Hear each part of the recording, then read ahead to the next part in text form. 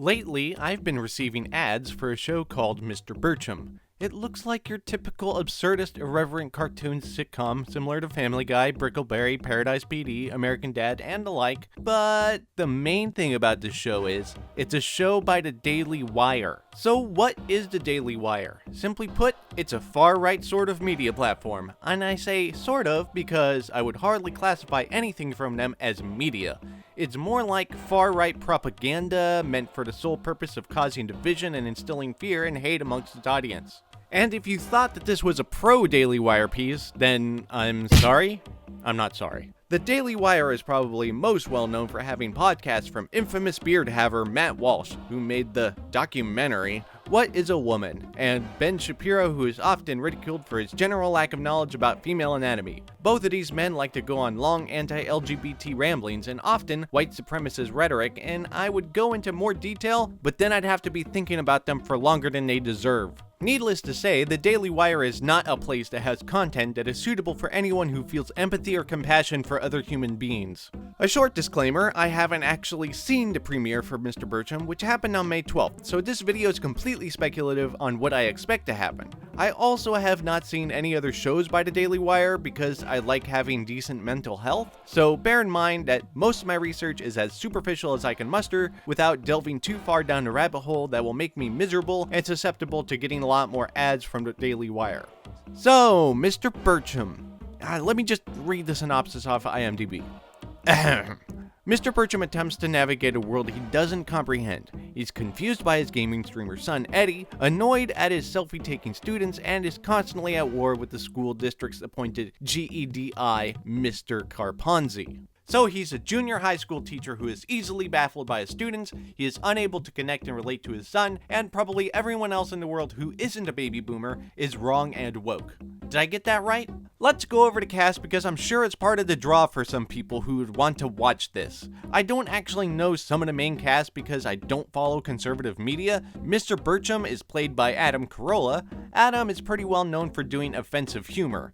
I mostly know him from Drawn Together and The Man Show, but he had another show on the Daily Wire called Truth Yeller, and that only lasted 6 episodes before it tanked. Then there is Roseanne Barr playing the principal who wants to retire but hasn't for plot reasons probably. She was infamous for being let go from her own show for making racist tweets and being generally unhinged. Patrick Warburton. I'm not surprised, but I am disappointed. I knew that he is conservative, but he seemed like a rational conservative. This makes me sad because now this dumbness is going to be associated with his other work like Kronk from Emperor's New Groove. Danny Trejo. Wait, what?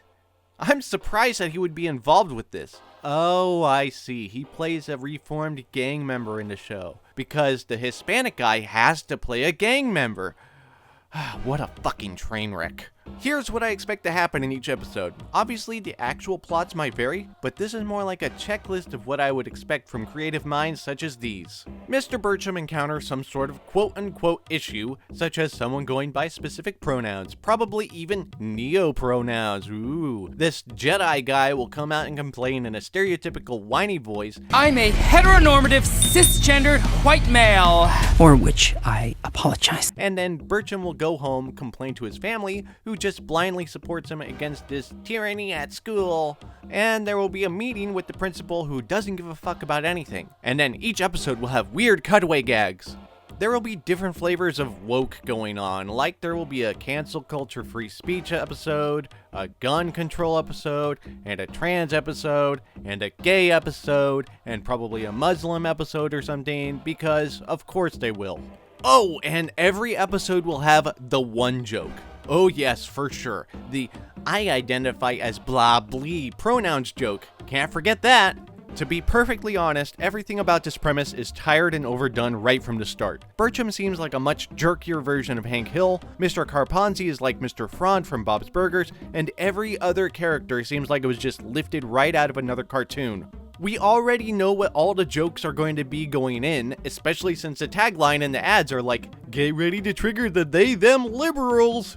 So why even make the show to begin with? A light amount of Googling showed me that originally this show was trying to come out in 2021, so that's a 3-year delay already, and that means that Daily Wire already sunk a bunch of money into this heap of a show and hopes to make enough back to make it worth it. But I think it'll fail due to a few good reasons. Number one, this show is exclusive to Daily Wire Plus. So that means in order to watch it, you have to subscribe to their weird platform. They might get a small surge of subs because of this show, but I don't think it'll last. Which brings me to who their actual audience is. Who is this for? The ads imply they are aiming towards non-conservatives, especially since they intend to trigger the liberals.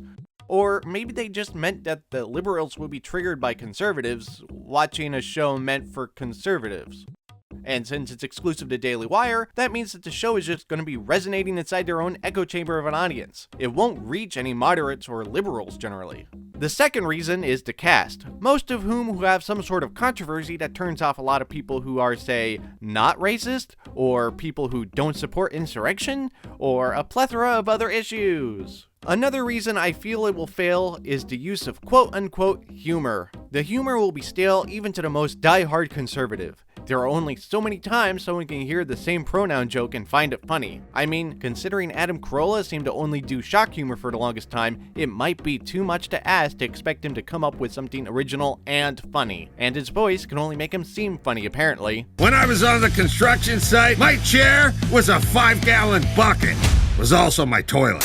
Which brings me to my last point. This show is trying to be irreverent and absurdist, with a no-nonsense conservative rational man in a topsy-turvy world where the insane left controls everything. And yet, their supposed audience already believes that this is how the world is. They are supposed to relate to the Birchum character, but he is probably such a jerk that it will become polarizing to viewers. People generally don't want to be jerks. Some people for sure are, but no one thinks of themselves as a jerk. Right? There are already a few user reviews on IMDb as well, and the general vibe is that the show is badly paced. Like, it is slow. Which makes me wonder if they are not understanding pacing and or timing, or if they anticipated that their audience is incapable of understanding dialogue at a normal vocal cadence. If that's the case, then I should be fine for this video from criticism because I usually talk at a rather fast rhythm.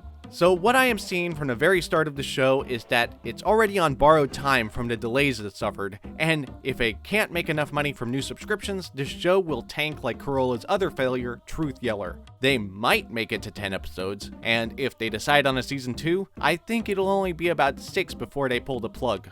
I'm not saying that shows like this can't or shouldn't exist, I just really think that this one is doomed from the start. And who knows, maybe I'm wrong and this will last 5 seasons, tops. If it does, then I'll be glad to make another video discussing it. So if you made it this far, thank you for enduring this video rant that I woke up on a Monday morning and decided to write in the span of an afternoon. I really appreciate it.